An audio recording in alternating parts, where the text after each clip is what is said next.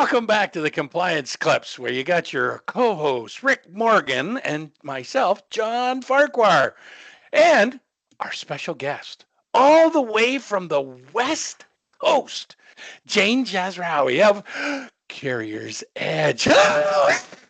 She's from the How's edge it and going? on the You guys edge. need some cheering noises. Yeah, we could do that. We have to get some of that and then confetti that pops up or something, right? Yeah, there Get you on go. that, There you go. Rick.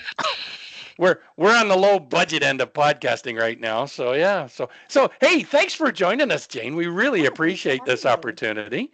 And today we're going to talk about driver recognition. So, and you were like at the top of our list when it comes to driver recognition because you get to dabble in this on an annual basis through the Best Fleets to Drive For program. Yep. So, give us a quick synopsis for those that maybe never heard of the Best Fleets to Drive For as to what's kind of involved in. Oh, you want the program in a nutshell? Yeah, like really Okay. small. Elevator presentation, right? You're Elevator pitch. on the 10th Okay. floor. Because yeah, nobody at Fleet Safety Council has ever heard of that.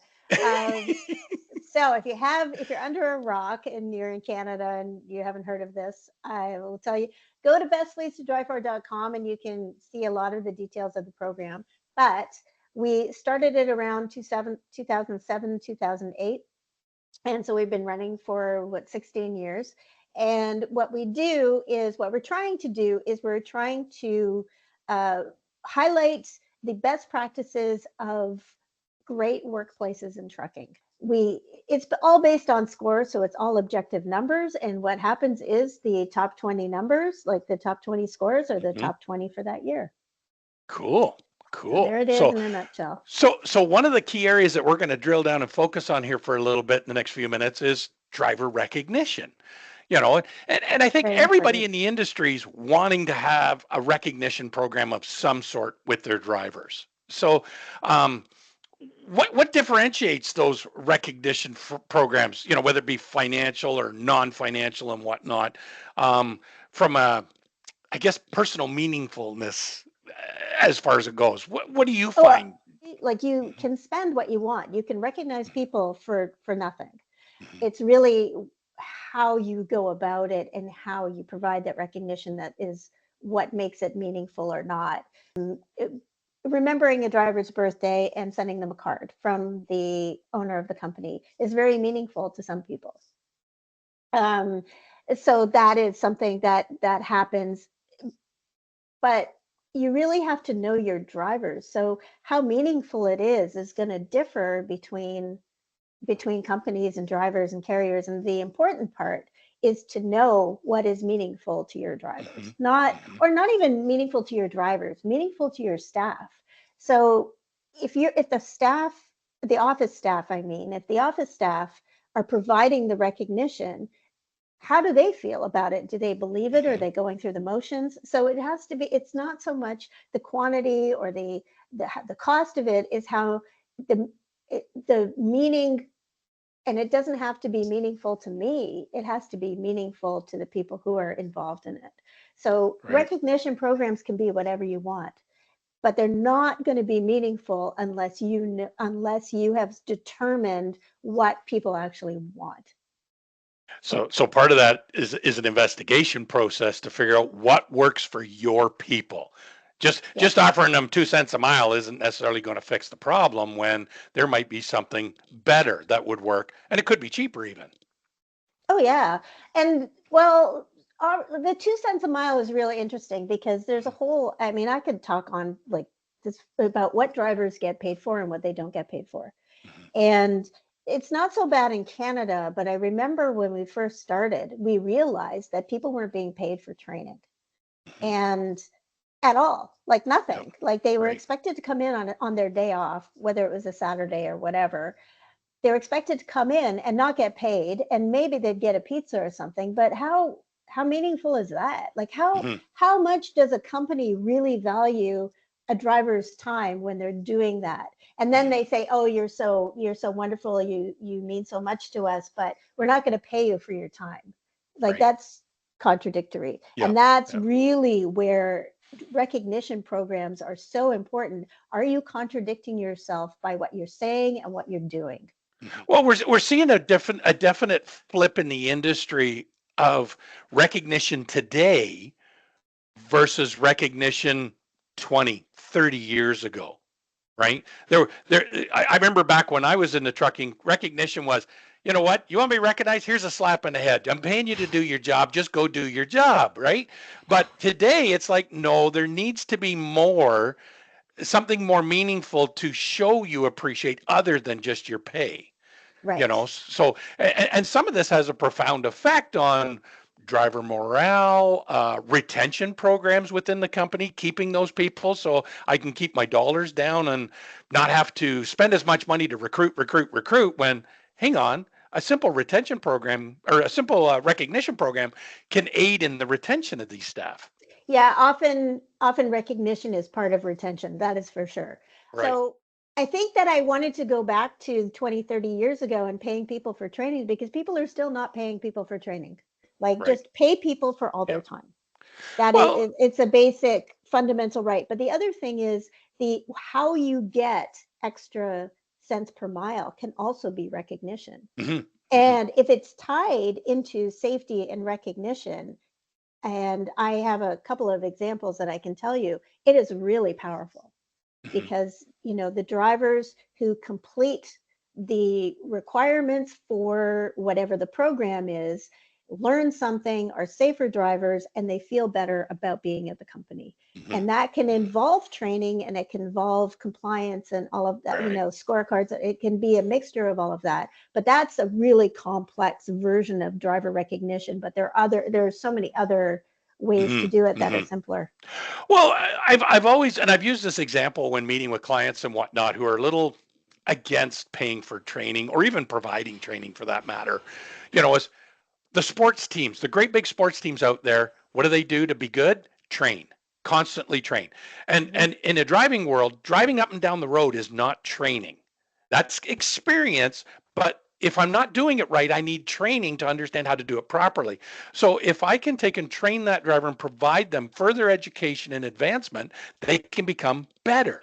And if they can become better, that can help them increase their pay. And then a company is more likely interested in recognizing those drivers that want to go further, and those drivers go, I want more training, I want to learn how to be the best driver possible. It's going to obviously show up in different areas: better fuel economy, less crashes, less violations and whatnot, so which is going to have a huge effect on the bottom line. Yep. Oh Yeah, yeah. so that actually ties in exactly where I wanted to go is, we've seen this growth, and you've had phenomenal success with your enterprise in Best Fleets from your humble beginnings now. I mean, it's incredible what you've managed to do. Carriers are not an industry that generates a huge amount of free cash flow. Mhm. And we're talking about recognition programs, many of which, one way or another, are requiring an additional expense, whether it's paying for Mhm. training, as you say, Mhm. or it's paying 2 cents a mile safety bonus, Right. or it's crash avoidance. How are we financing this, and what's the ROI for the organizations that is driving this really impressive growth in the recognition programs from carriers large and small? What are you seeing from inside that the carriers are getting as an ROI for this? But what they see is that it is costs less for a driver. If you want to keep a good driver and you keep them over 5 to 10 or 15 years, that driver is not going to be costing you as much as a new driver who's inexperienced, that you have to you have to invest in training no matter what. Those Mhm. people have to come in. Maybe they're new entrants, maybe they need a finishing program, maybe they need extra coaching. There's always that cost. So what you want to do is you want to minimize the cost of doing that new hire, and have the experience and try and keep that there, because there's always that cost. Mhm. It doesn't have to be that huge thing. So what fleets do is they start with the very low cost things, and then they build on it. And when you do small things to begin with and then start building on it, you see the ROI as you do these smaller things. And then spending extra money on it is okay. You can budget for that and you can grow. If you're a small company, then you can do small things that are free, and then you can grow with it and grow with it. And I would say social media is a fabulous way to do it for very little cost. Well, and one of the things that I've seen is when you're a small carrier, I don't have a lot of resource. So that simplistic aspect of recognition, and it's going to drive competitiveness within your drivers. How did you get that jacket? How did you get that plaque? How do I do this? And then there's the other side of it where I dealt with a customer years ago who the owners owned a condominium down in Las Vegas. So they would fly down there quite routinely, and that's where they would vacation, is Vegas. And they thought, hey, we're not using this every week of the year. We could use this as a driver incentive. Ooh, So that's a nice one. What they did was they created a driver of the year program, and that was the prize. You got an all-expensed 4-day weekend by the company, plus spending money at the casino, and you took your wife or your wife and your kids, and you went.